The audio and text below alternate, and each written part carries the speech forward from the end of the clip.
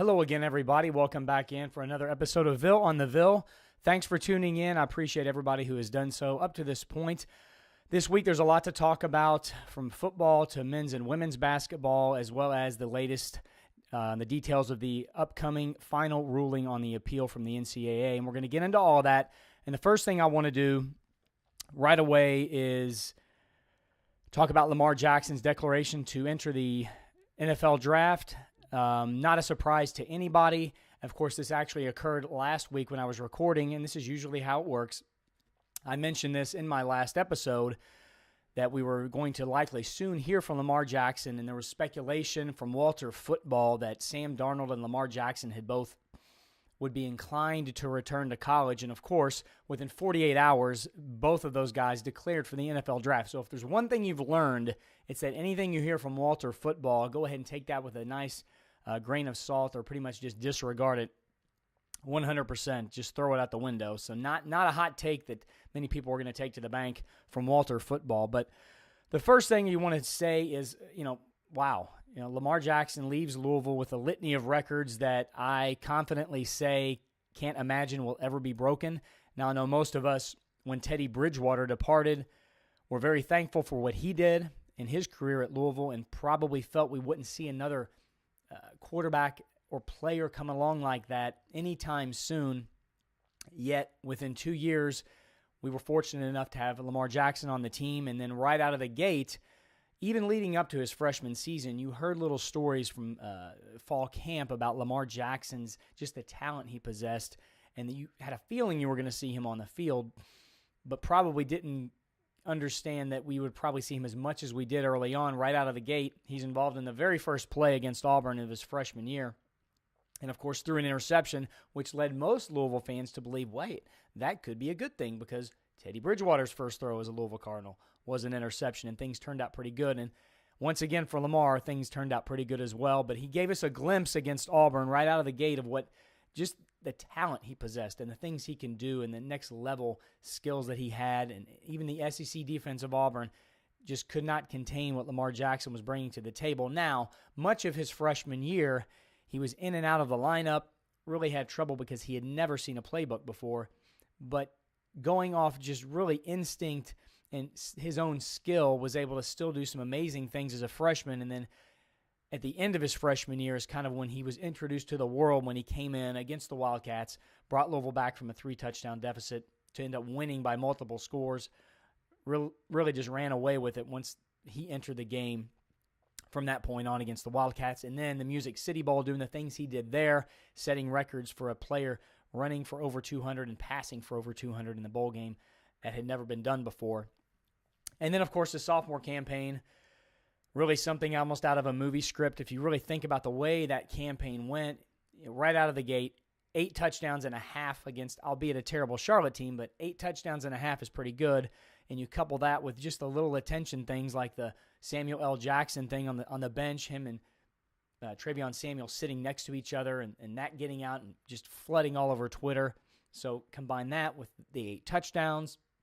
He's on Jimmy Fallon that week when Samuel L. Jackson is on. They're laughing about it. Next week, he's at Syracuse. He's scoring 3 touchdowns in 5 minutes. He's jumping over guys. They're piling up points.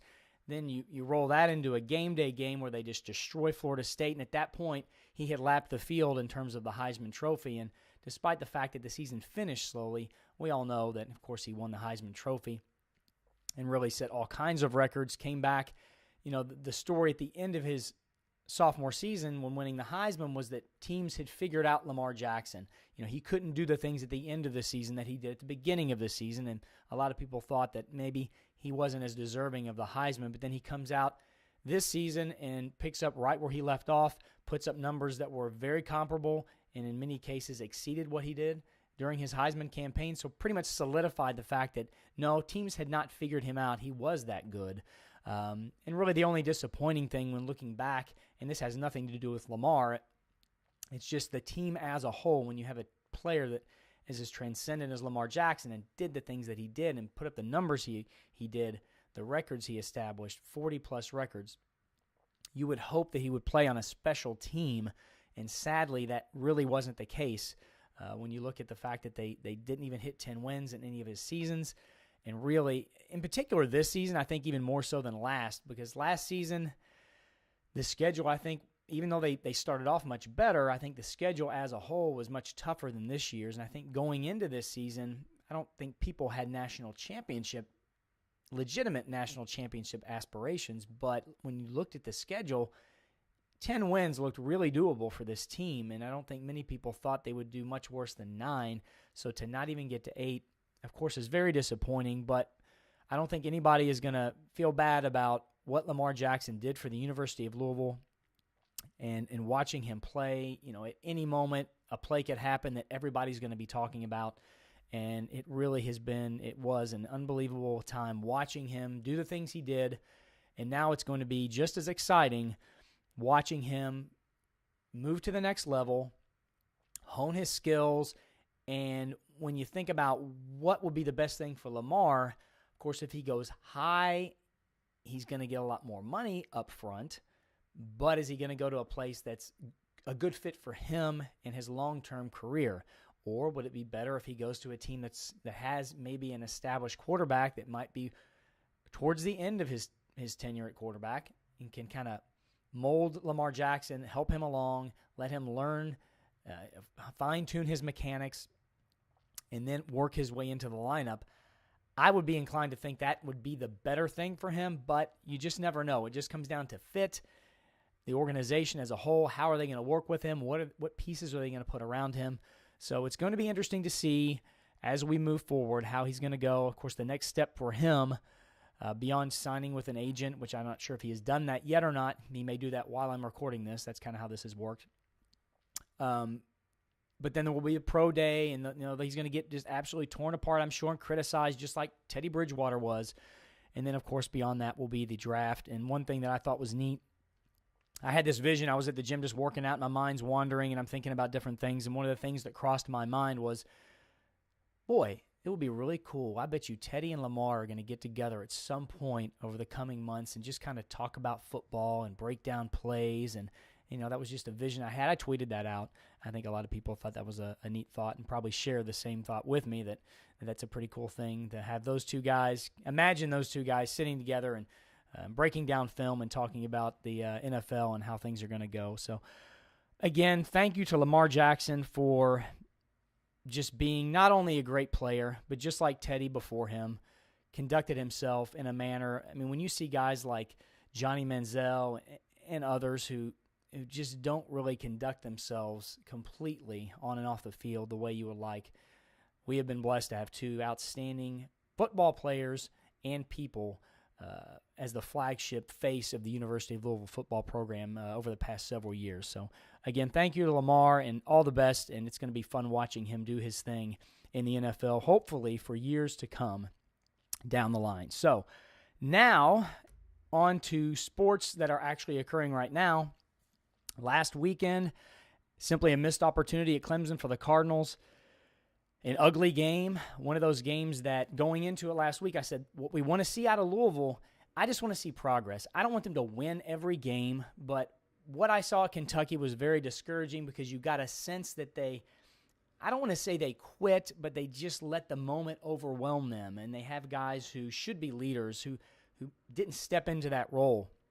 So what I wanted to see at Clemson was if they face that adversity, if their backs are against the wall, are they going to fold in that moment again, or are they going to step up and fight back and fight in the game? And I think we saw that. So despite the fact that it was an ugly game and they lost at the end, in a game that they easily could have won, and you hate to let road wins get away from you like that in conference, I still was somewhat encouraged by the fact that they did not quit. Now, I think some of that had to do with the fact that Clemson didn't play a good game as well. Now, how much of that was Louisville defensively? I don't know. I know Clemson missed a lot of open looks in the first half and even early in the second half, and that kind of bit Louisville at the end when Clemson, in particular, at the start of overtime, got a couple open looks from three and hit them, and that pretty much was the difference in the game. From that point on, Louisville just couldn't catch back up, even though it was a fairly high-scoring overtime when you consider how low-scoring regulation was. But I think that had a lot to do with the fact that Clemson just started hitting those shots that they weren't hitting early on. But the turnovers, certainly as David Padgett addressed after the game and then in his press conference leading up to the Florida State game tonight, he just pointed those out as missed opportunities. And when you take 21 opportunities to score away, that's going to hurt you. And obviously that's pretty much common sense, yes. But it's the manner in which Louisville's turning the ball over that is the most discouraging, because this Louisville team, I think everybody pretty much sees that they are void of guys who are really good ball handlers. Even when you look at McMahon and Snyder as guys who can handle the ball pretty well, but in terms of their ability to break guys down off the dribble, even those guys aren't really efficient at doing that on a regular basis. Yet what you see from this team against Clemson in particular, time and time again, was an offense that really wasn't moving well, wasn't passing well, and time after time got into positions where they were trying to break guys down off the dribble and take it into the lane and create shots, and this team just does not possess enough talent in terms of handling the ball to get those shots off, or at least get good shots off. So what happens when you don't get good shots, you oftentimes don't shoot the ball particularly well. So again, I've mentioned this time and time over the past several episodes. When Greg Paulus went in and broke down tape last month and pointed out to the team that, look, we're more efficient, we're better when we move without the ball, when we pass and we create better shots. And it seems like really since the Kentucky game, they've struggled to really consistently do that. Now, we had bits of it against Pittsburgh, but really against Clemson is where it was the most glaring. You saw those turnovers in the half court with guys just passes weren't crisp, they weren't coming to the ball, they weren't cutting away from the ball, and those things led to turnovers that really, I don't want to say they were unforced, because you have to play some kind of defense to get a turnover, but it wasn't earned as much as it should have been if you're Clemson. I would say at least half of Louisville's turnovers were easily preventable if guys are just moving better and passing better. So what I hope to see now moving forward, and I've alluded to on Twitter, paging Scotty Davenport, and by saying that, I'm not saying we need him and not David Padgett. Absolutely not. I'm not going to throw in the towel on Padgett whatsoever. But just to get a little bit of his playbook, I think would be very beneficial, because I don't know if there's a team better in college basketball that moves the ball, or moves without the ball and passes the ball as good as Bellarmine. They're fantastic. The way they move, they cut, constantly in motion, constantly making the defense move. And when you make the defense move, that creates openings. And then if you create an opening and you kick a pass out to a Dengendale or a VJ King, then they catch the ball with the ability to shoot or put the ball on the floor or pass. Defense then has to adjust, and at that point, those guys might have an advantage where they can take the guy off the dribble because he's closing out, and that puts the defender obviously in a disadvantage because he's closing. You can use your pump fake. You can get around him a lot easier versus trying to break him down one-on-one when he's already in front of you. That's where VJ and Dang struggle. So what I'm hoping to see is some more sets in the offense where guys are moving better, no standing around, because the more you stand around, the easier you make it on the defense. So I think that is critical for Louisville moving forward. Starting tonight against Florida State, going to be a hostile environment, 28 consecutive home victories for the Seminoles.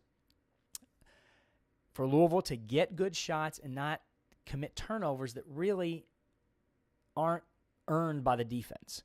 And I think if they don't move and pass well, that's going to happen again, because the fact is they just don't have the ball handlers to prevent that from happening. I mean, that's the way this team is. It's the makeup of this team, and so you overcome that by moving better without the basketball. So when you get a pass, you're in a better position to either shoot or dribble and attack the holes in the defense. So Florida State comes into the game also off a loss. They lost at Miami over the weekend. Now, before that, they knocked off North Carolina. They've had a pretty daunting early schedule. They started at Duke, then hosted Carolina. Then they went to Miami. So they've had 3 pretty tough games here in a row, and then they get to host Louisville tonight in Tallahassee. They are 1-2. They lost at Duke in a very high-scoring game. I think it was 191. And then they beat North Carolina by a point in a game they kind of controlled for much of the last 10 minutes, but they missed a lot of free throws down the stretch and it just kind of kept the door cracked for North Carolina. North Carolina hit a late 3, and I think Florida State missed a couple more free throws. So that game was probably much closer than it needed to be. So, I mean, any team that can win 28 games in a row at home, that's not going to be an easy place to play. And in addition to that, Florida State, if you've followed for the past several years, they're going to bring size on size on size. Set 2 7-footers. Now, one of them is 7'4", like 260. I don't know how much he plays. He doesn't seem to get a lot of minutes. But they've got guys across the board from 6'9", 6'8", 6'5". Even their guards are very tall. They've got Phil Culfer and Brian Angola, who are the primary scorers or have been here recently. You're talking 6'8", 6'6", kind of like Dangendale and VJ King type guys. So they're going to have size, and that to me is a little worrisome when you talk about Louisville and their ability to rebound and just their ability to be physical overall. Louisville is not a physical team. When you talk about Honest, he's had trouble. A guy half a foot shorter than him with a meteor build has been able to have their way with him in the post and get position on him. So that will be critical. Seeing now, will Dwayne Sutton get more playing time tonight? Because he may not be tall, but I think he has enough size to where he can handle guys that Florida State's going to bring at you. So I'm hoping to see more from him. He played fantastic against Clemson. His ability to position himself and rebound, I think, is as good as you've seen on the team. Now, Jordan Mora, he had shown that as well. I really liked his instincts of rebounding early in the season, but for whatever reason, we have not seen him. He's on a milk carton somewhere. I'm not sure why that is. I think it comes down to practice, so maybe his practices have not been as good. I don't know. But he's another guy that can help you because he is carries a little bit more meat on his bones than some of these other guys. So it would be nice if they could work him back into the rotation because he provides you that other guy who not only has a little more size and bulk, but also is a very good instinctive rebounder for the Cardinals. So tonight's game against the Seminoles, 9 o'clock tip-off once again. Those are brutal. And it's a game that the Cardinals certainly can win. If they don't win it, I'm not going to write them off at this point. I've kind of gone into the old Patino system where he used to break games down or schedules down into 3-game pods and kind of do it that way. So this was the third game of the first pod, and this is the rubber match game. So if they can get it, then they finish this first one at 2-1, and then they swing around and start another one. That will be this weekend with Virginia Tech coming into the Yum Center on Saturday. Obviously, Buzz Williams will bring in a very capable team. We saw it last year. There's still a team that likes to shoot a lot of three-pointers, get up and down the court, kind of play havoc-type basketball. So we'll see. Hopefully their hot hand won't continue Saturday, but that's a home conference game, and at this point, if you're not getting road wins, you've got to hold serve at home, so hopefully they can get that one. And then it's on to Notre Dame Tuesday night up in South Bend, and I don't care if Notre Dame is starting 5 Stevie Wonders and is coached by Ray Charles. I'm not picking them to win in South Bend until Louisville actually wins in South Bend. So you can't feel good about their chances, even though Bonzie Colson is out. He's out for pretty much the rest of the regular season.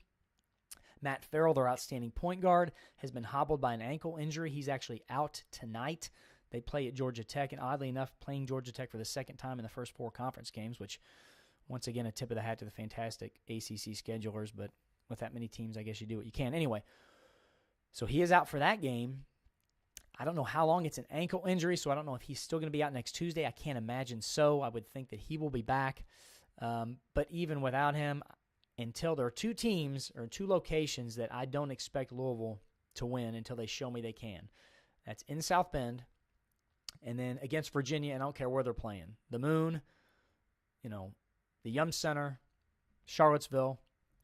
I'm not picking them against Virginia until they actually beat Virginia. But so the Virginia Tech game is going to be pretty important. Home game, and then the fact that you're going to turn around and go to Notre Dame after that. So there'll be a lot to talk about next week. We'll talk about the Florida State game tonight, and then 2 more games, Virginia Tech and Notre Dame.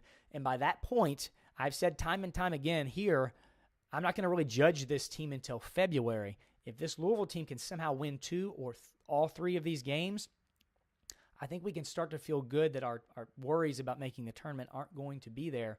Now, if they lose all 3, I'm still not going to write them off. I still think as long as I see certain things that show me progression, I'm not going to totally be discouraged. But hopefully, worst case scenario, they are able to win the game against Virginia Tech, or at least one of these games. But I think we will have a pretty good understanding next week after these 3 games of where the Cardinals sit moving forward.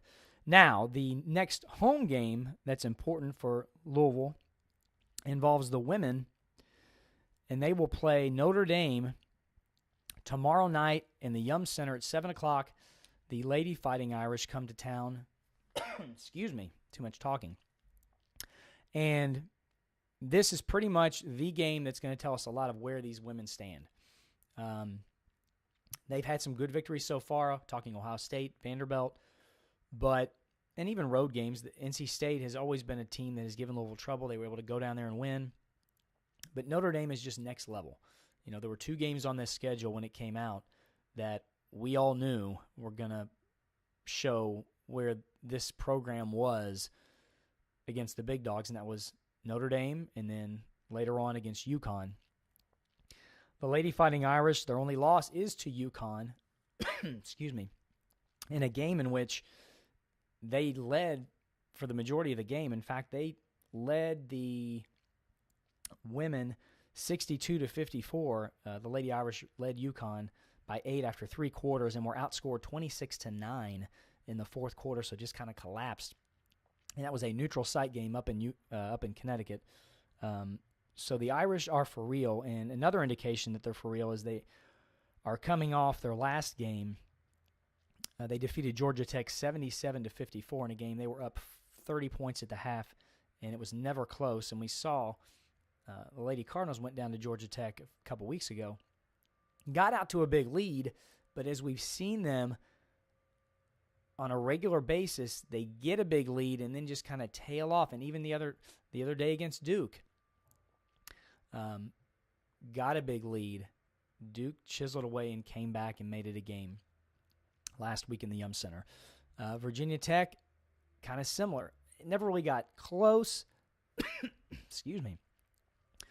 But the Hokies were able to chisel away, and I think Louisville only scored 19 points in the second half after holding like a 22-point halftime lead. So they're not going to be able to do that against Notre Dame, because if they do, Notre Dame is not going to let up, and that game could get out of hand if you have any of those spells of 5-10 minutes where you're just not consistently scoring the basketball.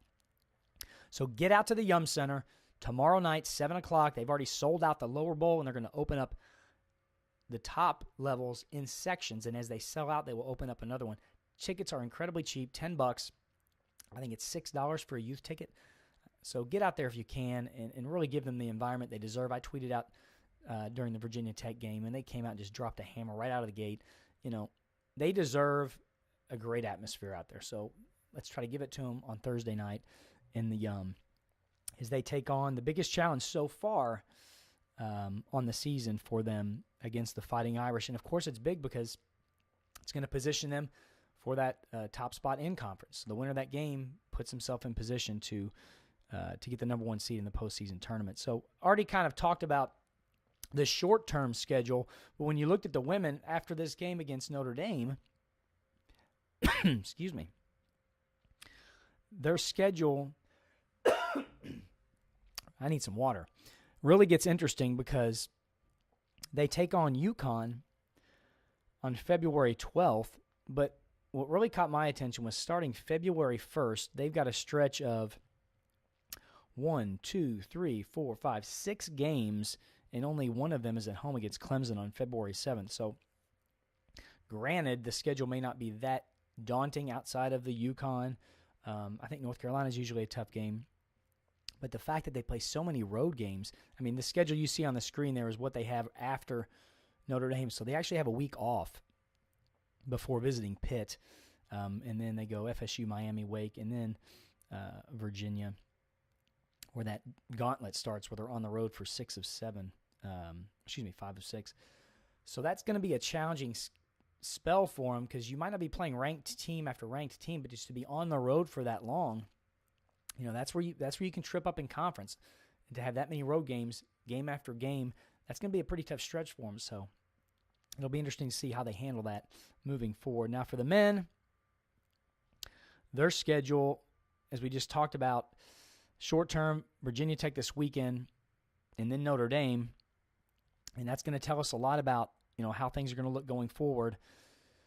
So next week when we reconvene here on Ville on the Ville, I think we'll have a pretty good understanding of if they're moving in the right direction. Now, again, I'm not going to make a final verdict on them until we get closer to February, but hopefully next week we'll be able to be very encouraged by what we see against Florida State, Virginia Tech, and then the road game at Notre Dame as they take on the short-handed Irish. So, Notre Dame is always a tough place to win regardless of really who they're playing, especially for Louisville, because they just never won up there. So I don't care, again, who they're playing. If they can win up there, I don't care who's in the lineup. That is an encouraging sign, anytime you can get a win in South Bend, because Louisville certainly has not done that and has struggled up there against the Irish. Lastly, wanted to talk about the appeal. Word broke this week. I think Rick Bozich of WDRB was able to talk with some folks. He traveled down to Clemson and got word that they were expecting the final ruling from the NCAA to drop on January 18th, which is next Thursday. So outside of several basketball games to discuss next week, that will also be something that we'll be closer to hearing a ruling on. I doubt anything's going to leak out, so it'll all be speculation. But by the end of next week, we will then know, what the NCAA has decided. Are they going to allow the banner to stay up? Are they going to give any victories or any monetary winnings back to the university?